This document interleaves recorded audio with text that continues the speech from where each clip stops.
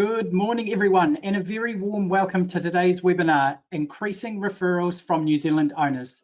Thank you so much for making the time to be a part of this event. We really appreciate it.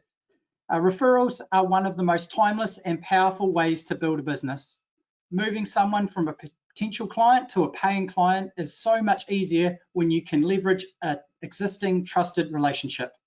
So who can be your raving advocates? That's the question that we're going to look to help you answer today. And with that target in mind, let's get started. Okay, so who am I? I'm Lockie Shannon, the engagement strategist at Mallet McLean, way down south in Invercargill, and I'll be running the show for you today. All right, so for those of you unfamiliar with the webinar environment, this is the go-to webinar panel. Let's just take a wee moment to go through the controls. By clicking on the orange arrow with the red tab around it, you can open and close your control panel. The audio panel will help you control any of your sound issues. So if you can't hear me, that might not be too helpful, but toggle through the options there, and hopefully that can troubleshoot any issues that you may be having. And finally, to make this session super relevant, we want to dig into your burning questions. So as they come up, please feel free to enter them into the questions panel, and I'll answer them if I can in real time, or if we take it to our experts as we go through, we'll answer those at the end of the session. Okay, speaking of our experts, here's our panelists for today. So Hamish, David, Manoli, and Ruben will guide you through today's content, providing their unique insights and ways to help plot your path forward. So firstly, Hamish Turner. So Hamish has over 20 years experience within the property management industry throughout New Zealand and Australia as a manager, principal, and consultant. He's formed his property management business in 2009 and expanded it to 7 locations around New Zealand. Key areas where Hamish assists clients in their businesses include profitability, sales, and acquisitions. Secondly, David Turnhout. David has many years of experience in the property management, growing, owning, and managing his own property management business. Whilst running his own business within the Rented Property Management Group, he received the Business Growth Award for 3 consecutive years, as well as the highest letting fees for 2 years in a row. With HTA, David has become a specialist at conducting property management, business health and pre-sales checks, as well as coaching clients throughout New Zealand. Tongue twister. Thirdly, Ruben Skipper. So Ruben is an entrepreneur with 20 years of business experience in a number of sectors. Ruben has been involved in a number of technology startups in the area of digital sales and marketing. He runs his own marketing agency, providing social media and digital marketing services for small businesses, and owns a property management company in Dunedin. And finally, Manoli Arakis. So Manoli is the managing principal of our Nelson office. Manoli is an experienced coach with a skill set derived from professional roles in business development, sales, and marketing via his own success as an entrepreneur. He helps business owners to drive initiatives forward, build their own personal capabilities, and enhance the effectiveness of their teams. Having worked with over 100 business owners, Manoli has ample experience to help clients avoid potential pitfalls and fast-track their business success. Woo! Right, so without further ado, I will hand over to Manoli to start with our thought of the day. Over to you, Manoli. Yeah, cheers. Cheers, Lockie. Yeah, that is a bit of a tongue twister, isn't it, all the way through those intros? But thanks for doing that. It sort of does paint the picture of who's online today, and especially as we go through the webinar. Any questions that you have, put them into that chat box or the question box there, and you've got a wide range of people that can answer those questions for you. So thanks everyone for joining us on the second instalment of our free webinar series. At Hamish Turner Associates, our core purpose is to empower property management. And what we've developed this year through our HTA membership subscription is really living into that core purpose. So with that core purpose in mind, we're here to share with you today some practical things that you can do to grow your property management business, and share with you what support is out there to assist you with your growth ambitions. Now, problem solving is the art of defining a problem, determining the cause of the problem, identifying and prioritizing and selecting alternatives for a solution and then implementing a solution. So that's our thought for the day. So what we're going to do is we're going to talk to you today about how to increase referrals from New Zealand owners. And as we go through this webinar, I really want you to take some notes and look at things that you can implement straight away in your business. And while remembering this thought of the day, sell the problem you solve, not the product or service that you have. Cool. So I'll just run through the agenda for today so that you've got that. So I'm going to do a bit of a mindset on the sales process, because if we're getting these opportunities through referrals, we need to align that with the sales process. So I'll cover that off shortly. Then David's going to take you through the 5 steps of increasing referrals from New Zealand owners. So that's going to be really valuable. And then we're really lucky to have Ruben on board today to take us through and talk to us about the Net Promoter Score, which is really dear to my heart and Lockie's heart as well. So that's going to be a really valuable session in the middle. And then Hamish is going to show you where all that low-hanging fruit is. Where are those opportunities right now in your existing business to gain those referrals? And then what we'll do is we'll round up the webinar with covering off your next steps and how HTA can help you. And then the real valuable piece is the questions and answers at the end. So we'll do our best to turn on our webcam so you can see us, and hopefully it doesn't crash. And but really do put those questions in there, keep them coming through. So use this time for you to get those burning questions out. Okay, so we'll jump into the mindset for today. So the sales process reminds us really well not to send out proposals way too quickly and before we've gained agreement of actually what we need to do for our clients. And then it actually reminds us that we do need to send a proposal at further down the process. So there's 7 steps that I'm going to walk you through. So let's get started.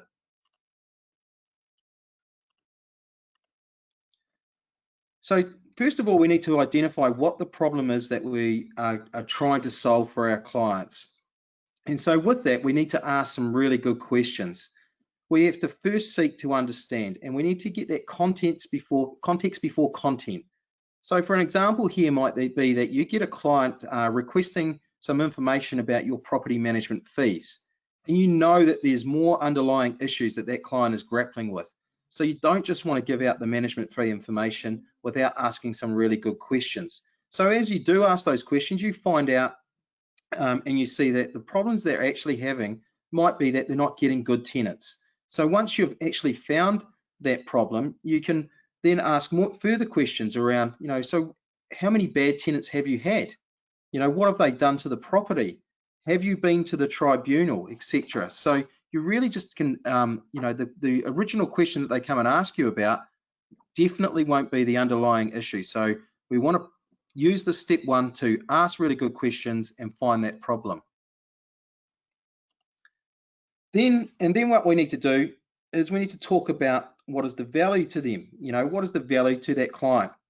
And is it one-off or is it reoccurring value? Is it financial or non-financial of solving that problem? And relate that back to the 3 freedoms. So if you might remember in our first webinar, the 3 freedoms are financial freedom, time freedom, and mind freedom. And in the example above, it might be financial freedom. Maybe it's improved cash flow from the property. And they don't have to chase money, etc. It could be mind freedom, where everything's taken care of.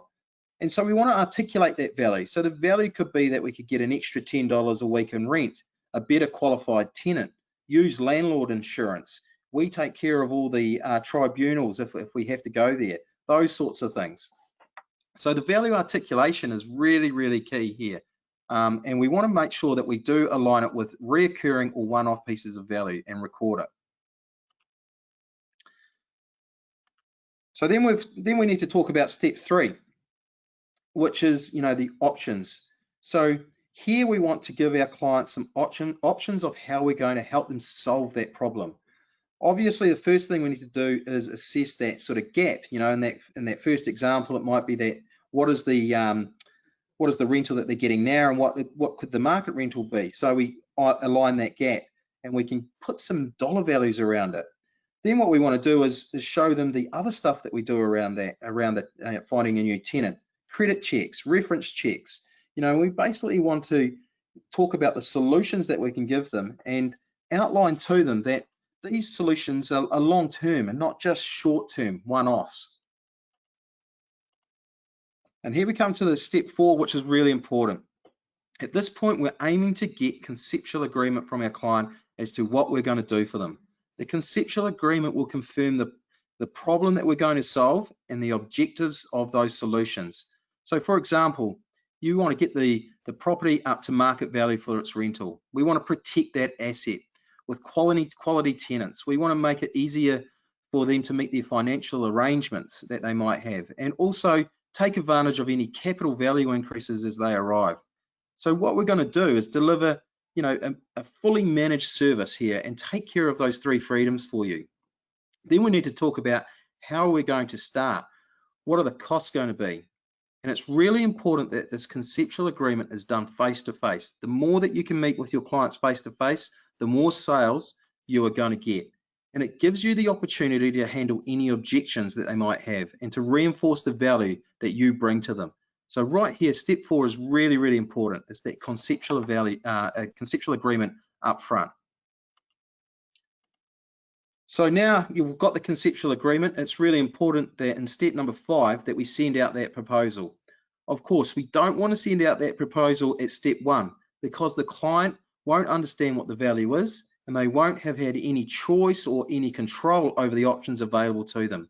So it's really important to send that proposal out really quickly after you've got that conceptual agreement, because it reinforces exactly what the value is and what your client is going to get. And they're pretty committed because I've already given you that conceptual agreement in step 4. So let's make sure that that process of sending out a proposal is electronic. It's easy for them to accept the proposal, and that those proposals are sent out nice and quick after you've had that conceptual agreement. And then of course we need to get paid for these services. So with this in property management, it's about getting that property management contract signed. Again, make it really easy for them. Pre-populate the document with as much information as you can so the client only has to sign it and send it back to you. Make it easy. And then at this point, we're ready to deliver the service. And it's really important here that we check back in with our clients when we deliver this service, and it reinforces the value with them. Check off those objectives we originally set. And when you're in future meetings with your clients, make sure you do check in on those objectives and say, have we met them, yes or no? And if the client feels that you are not on track, then it gives you that opportunity to correct that.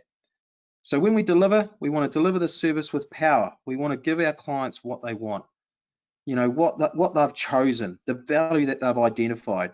And, we have solved that problem once and for all for them. So the sales process, it's 7 steps. You can't miss any of those steps out, and make sure you follow them religiously. It really, really does work. And so now I'm going to pass on to David, and he's going to take you through gaining more referrals, some 5 tips there. Thanks, Manoli. Kia ora, everyone. Hope everything is well out there. So I've prepared 5 tips on how to gain more referrals. But please be aware that as part of our growth membership, we've got a wealth of more resources available for business development, especially. So number 1, timing is everything. So the best referrals come about after a landlord has had an opportunity to experience the value that your business can deliver. So just as an employee wouldn't ask their employer for a raise maybe right after they've missed the mark on a monthly KPI, only request a referral when you're delivering or perhaps over-delivering on what was included in your management agreement. So you need to catch and engage your landlords at the exact moments when they are feeling the most satisfied with your business, so you can channel that satisfaction into positive action by asking for a referral. So it could be when you've secured a new tenant, perhaps increased the rent, or reported back on a successful final inspection or routine inspection. So if you've got that timing right, it's just about asking the question, asking for a referral, or if the owner knows of anyone or got any friends that are looking to have their property managed. Number two, distribute your content and resources. So according to a Google study, the average customer now engages with more than 10 pieces of content before making a purchasing decision.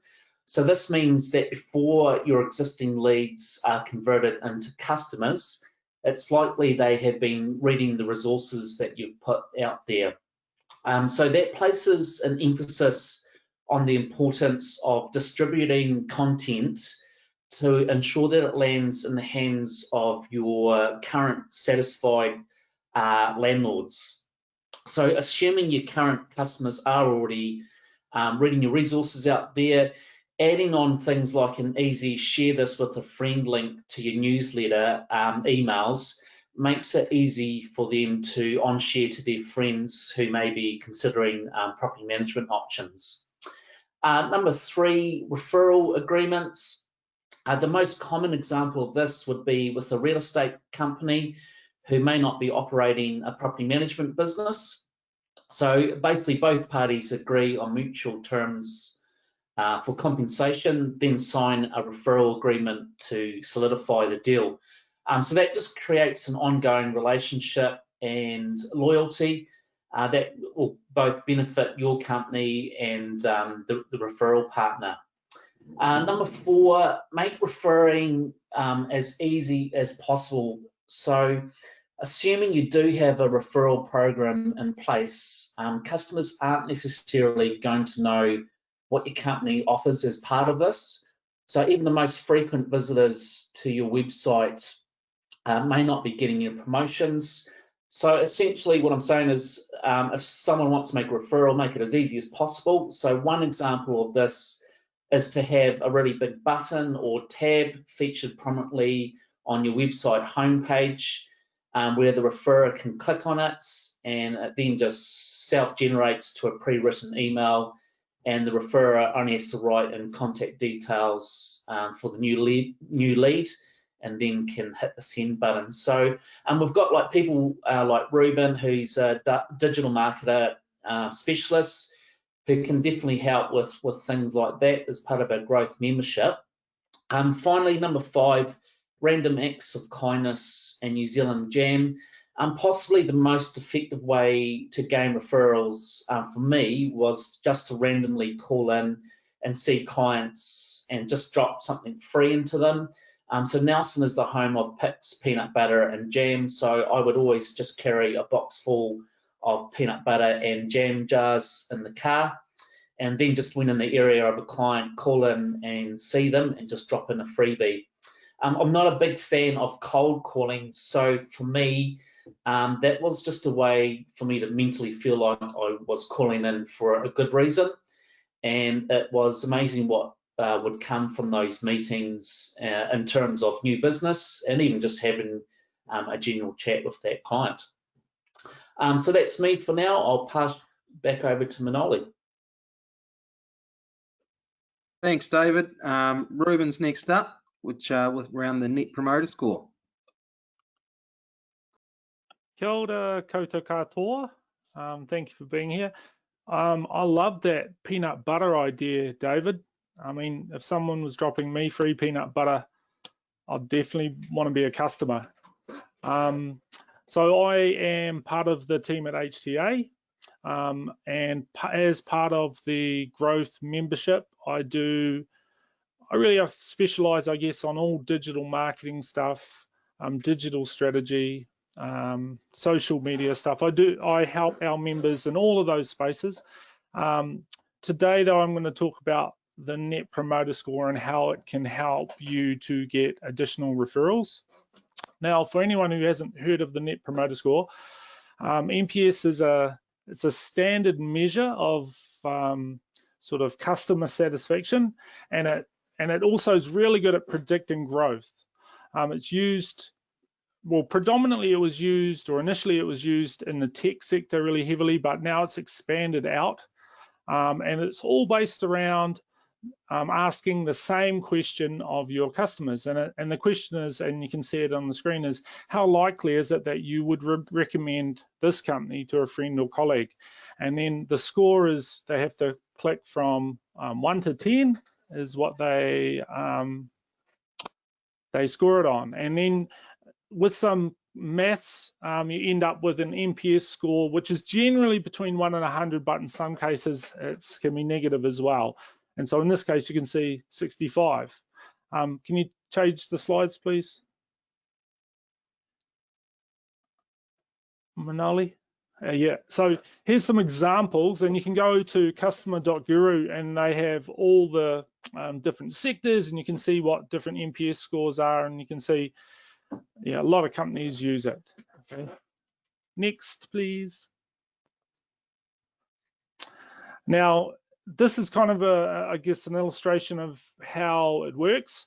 So people select between 1 and 10, how likely they are to recommend your company. And so the people that are 0 to 6 are called detractors. The 7 and 8 are called passives or neutrals, and 9 and 10 are called promoters. And so they work out the net promoter score by subtracting the percentage promoters from the percentage of detractors. Next. And so here's just an example of how it's calculated like this. Now, next please. Now it becomes more and more powerful as your numbers get larger. So when you have hundreds or thousands of people that you're doing these surveys with, then it becomes a more robust type of a number. And so it comes up, and this is just in a sort of a description of what each of those categories are. So, you know, the promoters who give you 9 and 10, they're very satisfied. They are really where your referrers are. They are really pleased with your business, and obviously the rest are not so much. Next. Now, the benefits, I guess, for NPS for property management and all companies really, from a growth perspective and from a referrer perspective, is that firstly, it helps you to identify when there's a risk of customers leaving. So when you conduct this survey, so it is a survey and you can collect those survey responses in different ways. An easy way is using a survey tool online. Something like Ask Nicely is a really cool New Zealand tool for doing NPS, but you can do it in any sort of survey way. And then when you get the individual responses, it actually identifies individually the customers that are at risk. So those ones that are at the low end, you know, hold on, I need to be doing something to keep those customers. And then also your 9s and 10s are identifying your referrers. So you want to be doing some referral work with those customers. So from doing the NPS, it has an impact on your growth of your business in two ways. It can retain more customers, or identifies those customers that you need to do some work to retain them and improve their satisfaction with your company. But then it also identifies the ones that are really happy with you, that you now want to do some referral work and do some of the tips that David was suggesting, and things like testimonials, ask them for Google reviews, ask them for case studies. All of those things, those promoters will be willing to support you. And I mean, not everyone is going to refer you business. So when you are asking everyone, it's not going to work. But if you can identify that small group who are really fans of yours and are willing to do a number of things to support your business, then that's where you end up getting the most of your referrals from the same, small group of really happy customers. And so using NPS is a way to identify those guys. Okay, I hope that explains Net Promoter Score, and that's all from me. Thank you very much. Thanks, Ruben. Yeah, Net Promoter Score is massive. Yeah, I'm a massive fan of it, and with lots of clients that I work with, it's one of their KPIs to get that set up, because it's such a great marketing tool as well. So as well as identifying those key referrers and people that are raving fans, you know, you can put it up on your website that you're in the 95th percentile or something like that, which is really valuable. Next up is Hamish. So Hamish, if you can come on board.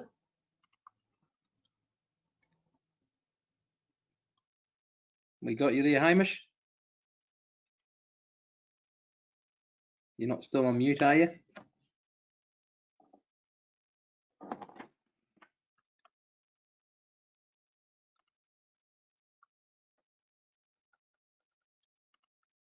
Take you off mute there, Hamish.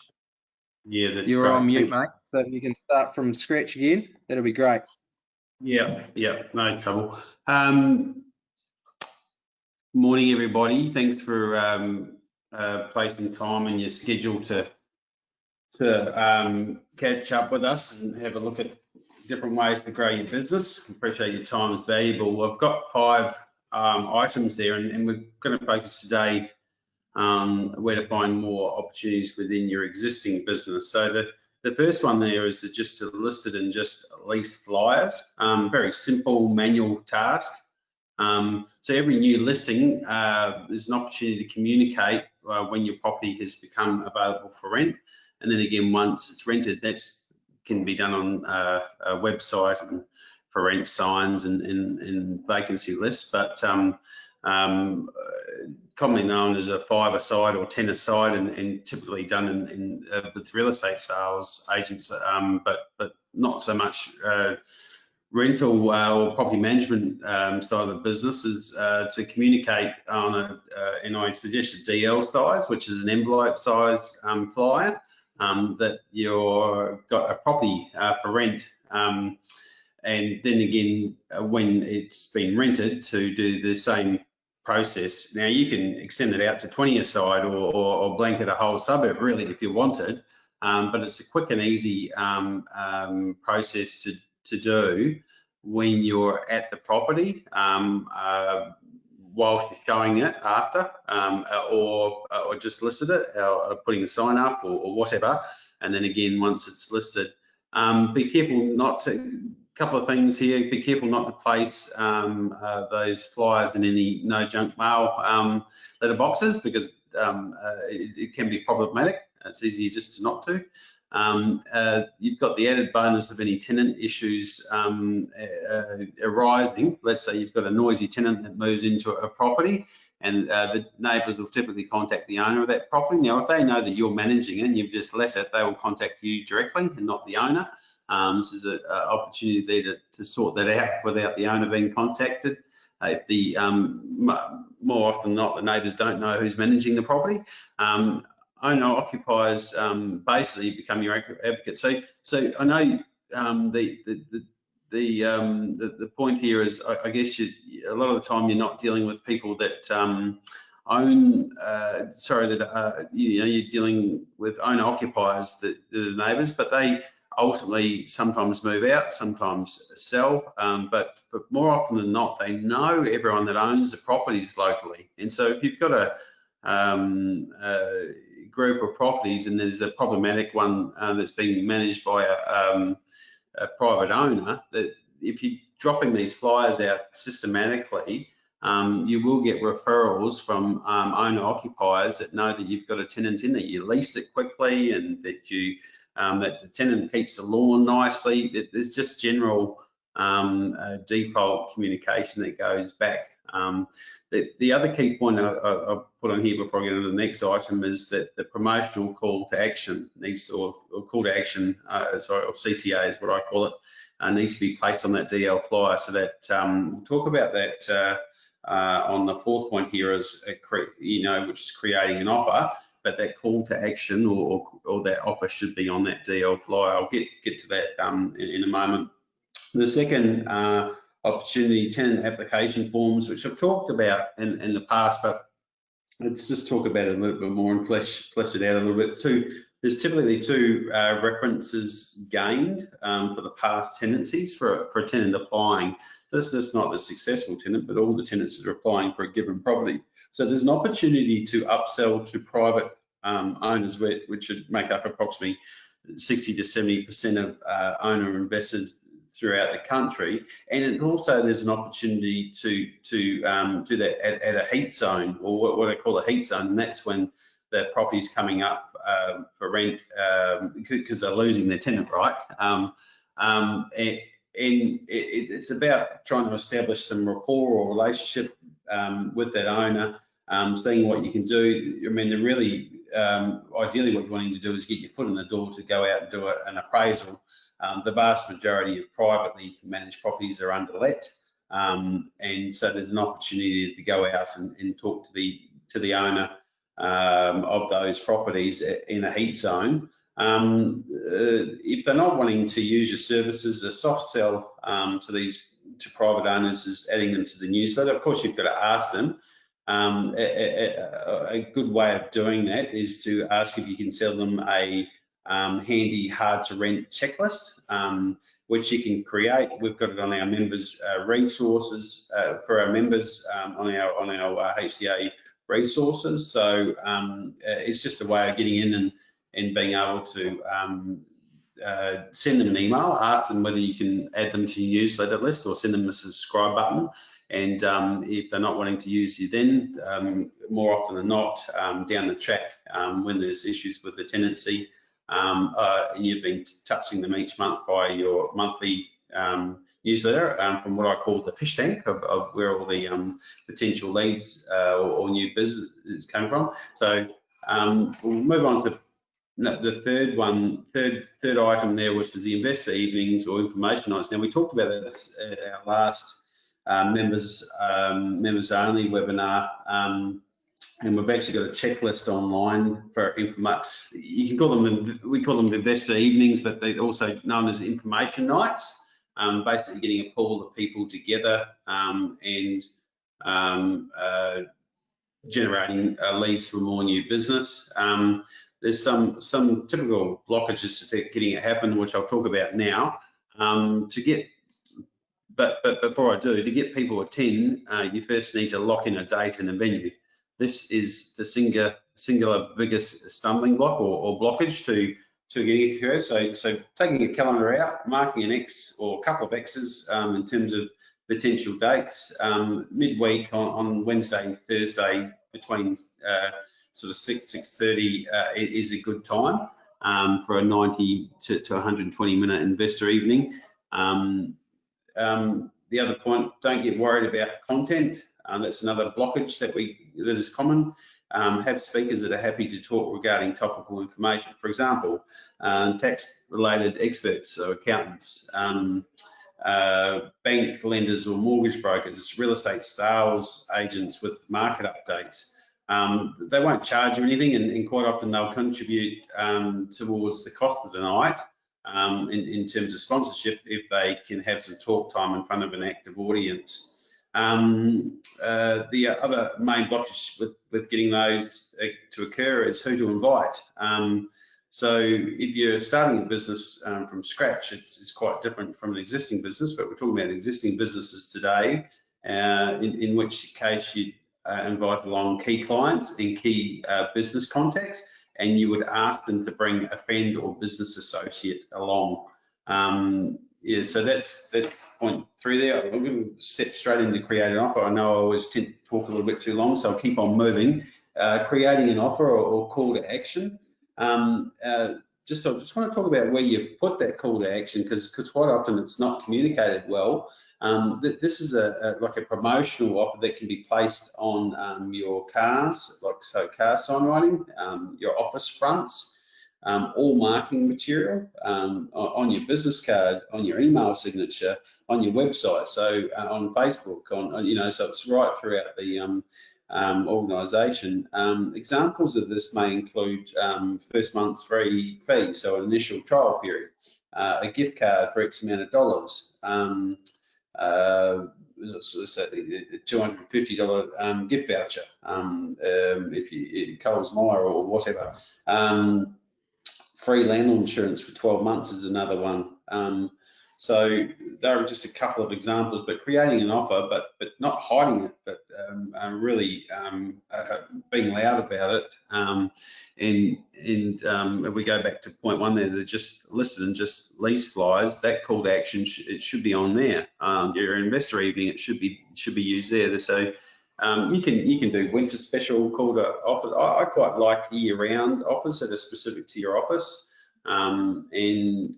Just used universally throughout the entire business, but used in a shotgun approach opposed a very widespread in many mediums. So the fifth item there I want to talk about is current owner prospecting. So surveys indicate 15 to 20% of your current owners have more properties that are being managed by themselves or other agencies. So what's stopping them from using you when they're happy with your service? Well, typically it's the conflict in terms of transferring the management over. So you would have heard Manoli earlier today talking about pre-populating information, one-page transfer form. Some agencies I see have this this process automated on their website. Or they have a manual form. There's nothing like a form and literally talking to the owner about the details on that form and physically handwriting them in and then sending it to them to sign. It's just going to make it super easy for them, silver platter it, and then taking that letter, that one-page transfer form, allowing you to transfer the management and sending it to the agency and handling the whole process. The owner client does have an aversion typically to doing that unless the agency has done a really poor job because of they don't like the conflict of terminating. And you know, you've been in the industry for a while, you would have experienced this time and time again. So make it easy for them. So how do you get those other 15 to 20%? Well, you can do what I commonly term as the love call once every 3 or 4 months. There's searches that you can do with Property Guru and RPMNZ, a few others that it can give you searches on your owners. So you could go literally sit in front of your computer and go through each of your owners and the properties that you are managing to see what other stock they've got. It's quite alarming a lot of the time when you do that because it's quite an eye-opener that you'll see owners that you've managed for years and years have actually got other properties being under management, be it themselves or their other agencies. But there's and using the promotion to gain their property, so their call to action or promotion again. So that concludes those 5 sort of items about working your existing opportunities within your existing business. Where to from here? Well, the first step is to set up a goal and goal date and confirm who is to action or implement one of these growth procedures or all of them. I'd pick on one, work out what your primary one is, what you like, and then do that. And then next month, pick another one, create a date. And if you're part of a larger team, who's going to put the hand up and do this? Who's going to be delegated? If you're in a smaller team, you're doing it yourself, it's about scheduling time. In a larger team, it's about setting a bonus incentive sometimes to implement into the system, and just making it basically making it happen. Or what does Nike say? Just do it. So, but yeah. Anyway, I hope you have a great rest of the week. I appreciate your time. I hope I haven't over talked from the other speakers. I sometimes do that, and we'll talk to you again soon. Wicked, Hamish. Thank you very much for that. Some real value there, to be honest. You've done it before. You've implemented this stuff. So learning from you that have already done it is fantastic. And getting on to the growth membership is key to getting access to you and David and Ruben and myself. So from here, guys, next steps. So with the next steps, you know, you want to find out, you want to get some quick runs on the boards, but with that, you want to find out who are your raving fans, who are your champions, and nurture them. So we're talking about your raving fan clients here. Create your fish tank. So Hamish briefly talked about that. That fish tank is like, what CRM tool you're using? That's a customer relationship management tool or Excel. It doesn't really matter, but you need to have that captured somewhere, that contact and what you're talking to your clients about. We use Pipedrive, so that that works really well. Set up a simple process of asking your current owners for referrals. So I know it can be uncomfortable asking for a referral, but it's amazing. People want to be associated with success. So they want to share when they're having success. If you're doing a really good job for a landlord, then guess what? They want to share that. They want their friends and family to know that they've got the best property manager and the best firm that they're working with. So just ask, ask for that referral and make it easy for your clients to refer. So they can put, if you've got those buttons on your website, if you've got it on your email, some people I see have, the biggest compliment you could give us is giving us a referral, those sorts of things. So you've got some really good things that you can straight away get stuck into and implement in your business. So your next steps, we always say this, doing nothing isn't an option. So if you think that if you do exactly what you did last year and you're going to get the same result, you're probably kidding yourself, because right now in the current environment, if you go out and do exactly what you did last year, you're probably going to get a worse result, because other people are taking action. Other people are doing things in their business, taking some of the stuff that they've learned on these webinars with us, implementing the webinars and the coaching that we're doing in the HTA membership subscription, and are doing things in their business right now. And we've got seeing some great results there. Focus on what you can do.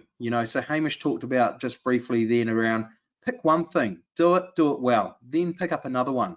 And get your team, and your team can be your coach or your accountant or your actual employees. Get some people around you and make a bit of a plan. So if you don't know where to start, just set a date for things. Set a date, put some accountability, put a person's name beside it, write some of the milestones that you need to do, and just make a plan and get started. And of course, surrounding yourself with experts is the key. So and this sort of leads on now to what the growth membership of HTA is all about. So this is it's quite a busy slide, this, to be fair, because there is so much available for you. For less than a cost of one management, you become a member of HTA. There's over 4,000 resources available to you in our portal. You've got unlimited quick query phone calls and emails to David Turnout. So, that's just amazing.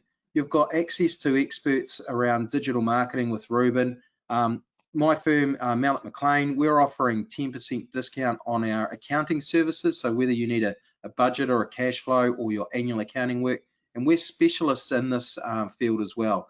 There's other things like property management valuations, you get 10% off those. Property management health checks, you get 10% off those. So, there's a lot of value to be had in here. You can see there as well with our the webinars that we have had and are about to have, they're all recorded. So if you become a member, you haven't missed out on those. We'll send you the recording of those previous webinars. There's been some awesome stuff there. We've had landlord insurance as a guest speaker. We've had Fast Connect. We've had lots of really cool people on board, and we're going to have more and more. We've also got our closed Facebook page, which the communication there has been really good. Ruben and David are doing live Instagram chats and all those sorts of things. So like I say, for less than one management, you get access to all this. You could basically start a whole new property management firm instantly by just joining this membership. We've also got a members only event in Auckland in November. So that's going to be pretty huge. The membership's growing all the time. It is going to be a closed only for members only.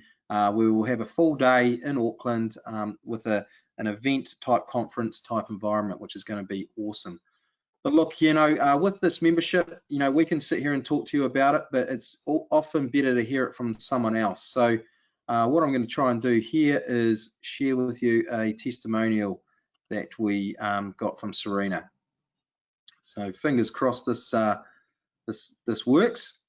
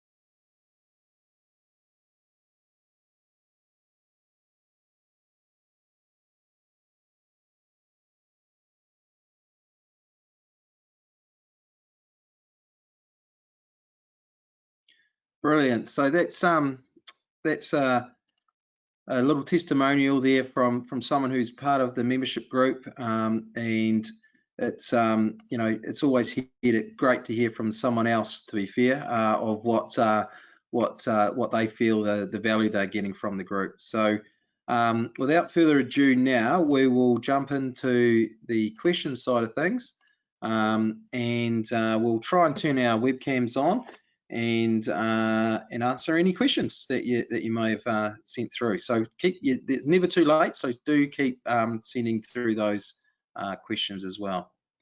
So I'll hand over to you, Lockie, to ask everyone some questions. Fantastic. Thank you, Manoli. Have we got everybody up?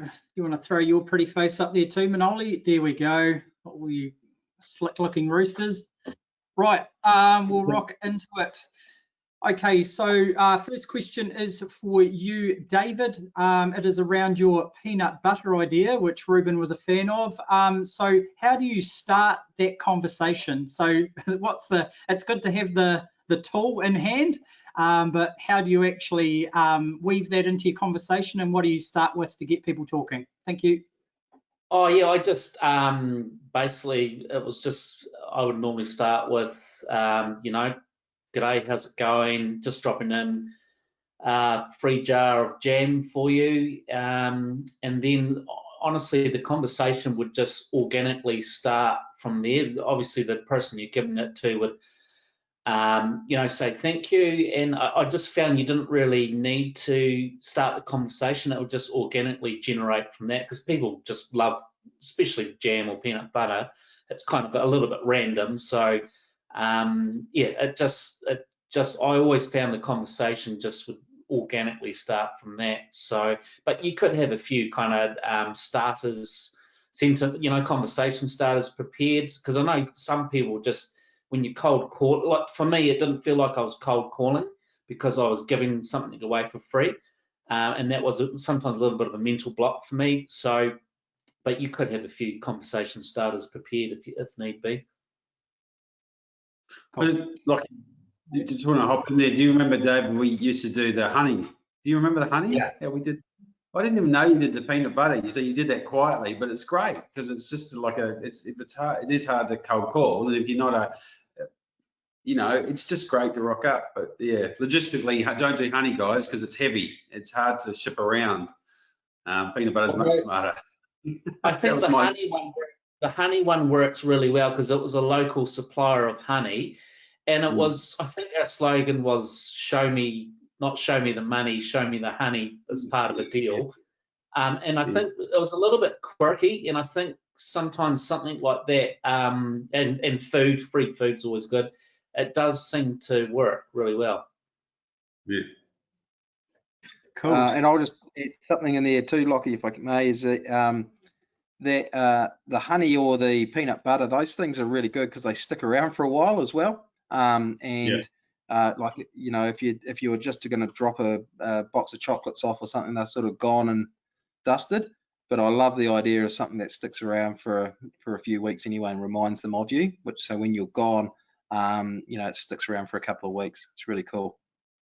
I mean, if you wanted to take it to the next level, you could put a label on it with your logo. Yeah. Stick your business card to it. Yeah, definitely. Yeah. Cool. Good idea. And punny as well. I like what you did there. All right. So next question. So Ruben, we'll take this one to you, being our IT whiz. So what system would you recommend for sending and signing electronic management authorities? Do you have any ideas there? Manoli, you might have some too. Yeah, I've used a couple actually, and we just set up one too for us, didn't we? What was the one we used, David? Because we went through the whole process. I'd have to look on my we're for our conference there, DocuSign. Yeah. Yeah, DocuSign. That's right. TPS and Renty have, I'm pretty sure they, especially over the lockdown period, they've brought in digital signing for their management agreements and tenancy agreements. I'm pretty sure they've got that in place now. Yeah, I think TPS has integrated one of those electronic ones. Also, Rienz has a deal with electronic signing at the moment as well, if you remember of that. But yeah, I do remember we looked at a lot only not long ago, and we used DocuSign, if I recall. I hope that helps answer the question. Right. Okay, we've had a question around Pipedrive and just around the use of that, and a request of whether that is something that could be covered coming up in the future, maybe inside our membership seminars. Is that something that we could speak into? We've definitely got that. Yeah, Ruben, you go. I'm a huge fan of Pipedrive. I think probably almost all of us use it here on a daily basis, and so I definitely would have a chat about Pipedrive and just the benefits of any CRM, because in lots of ways it's about how you use it. It's not the system. Like, a system's not going to get you more sales if you don't use it. You know, you could use a spreadsheet. If you do use it properly, it'll work. But yeah, we can definitely do something on Pipedrive because I'm a fan. Fantastic. Certainly advocates for it here at Mallet McLean as well. So it probably helps you remember the things that you forget. So if you are someone who lacks to for that, and also just the triggers of when things are timely. So if you're wanting to talk to someone in 6 weeks' time, you know, once the chaos has slowed down for them or whatever, or knowing what they're when they're busy or when they're not, it is fantastic for that. So if you're not using a CRM, it is great for prompting you to act in the right ways and keep those good habits alive. Urge everybody that has any questions to flick those in. If you've got any to finish this off with, we've got a wee bit of time left. And also there's an exit survey that we would love for you to fill in. So if you could please remember to fill that in on the way out, we would greatly appreciate it. Right, next question, Hamish, for you. Yeah. With the just listed flyer, would you include the actual address of the property rented? Just thinking of privacy for the tenant. I'd just put the street or the street of the property. So for example, Smith Street, 3-bed, 1-bathroom recently. Yeah, the property is close by. I'll know because you've got a for rent sign out the front anyway. But yeah, it's a really good point that's been, or whoever's asked that from a privacy point of view. Yeah. So the answer is, yeah, leave the street address off. All right. That's probably us for the questions, it looks like. So Manoli, I will hand over to you, or if anybody's got any parting comments. Yeah, Hamish, what you got to say? Just to follow up on the survey that goes out, it's only a quick survey, but there's an opportunity to ask further questions, and we want to hear from you. We want to, and we will come back to you. So take the 60 seconds to fill that survey in, pop a few questions through, and we'll get back to you with stuff. So. And with the Pipedrive, we have been asked about that before. I think, David, we could get someone from Pipedrive on to talk, and then we can make it relevant to property management with our knowledge. But to get one of the BDMs on, I reckon that's the way, because it's come up before. So we'll do that over next to the next webinar. So yep, all right. I'll let Manoli talk. I'll quieten down there. No, cool. Well, thanks everyone for attending the webinar. Like you said, there is an exit survey. It's an opportunity for you to get more information from us as well, especially around the membership subscription. So you can do that at the exit survey, flick us an email, Facebook Messenger us, you know, so we're making it easy for you to contact us to talk about the membership program. So please do get in touch, and we want to hear from you what you'd like to hear in the future as well. And hopefully we'll see you guys in some of our membership webinars in the near future. So thanks everyone, and thanks to all the panelists for being here as well, and ka kite. Thank you. Thank you. Everybody, have a good day.